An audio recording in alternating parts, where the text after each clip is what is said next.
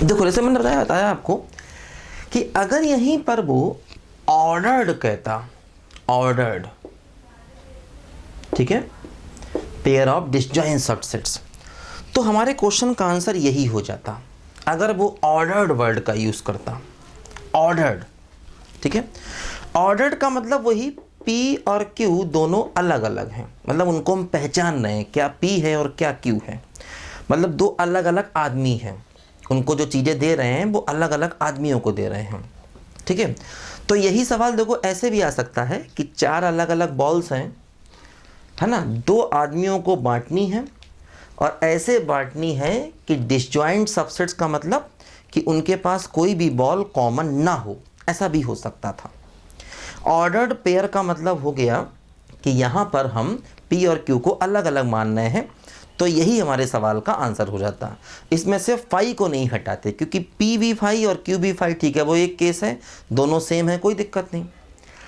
अब यहीं पर देखो अगर हम ऑर्डर्ड वर्ड की जगह डिफरेंट का यूज करते, है ना, different pair of disjoint subsets, अब इसका मतलब भी different pair of disjoint subset का मतलब भी वही हो गया कि हम अनऑर्डर्ड ले रहे हैं, अनऑर्डर्ड।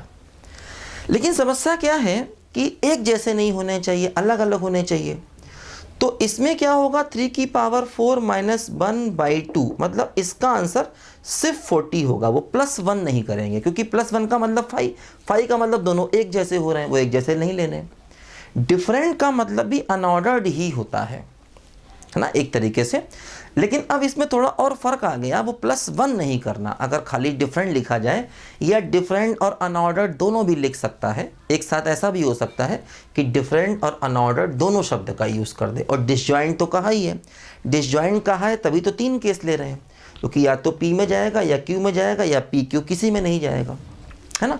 तो थोड़ा सा लैंग्वेज पे यहाँ पर ध्यान देना। हालांकि ये डिफरेंट वर्ड अब तक IIT ने यूज़ तो नहीं किया है, IIT ने अब तक ऑर्डर्ड और अनऑर्डर्ड ही यूज़ किया है, ठीक है। तो ये बात ध्यान देना, और यूज़ करने को कर भी सकता है, ठीक है।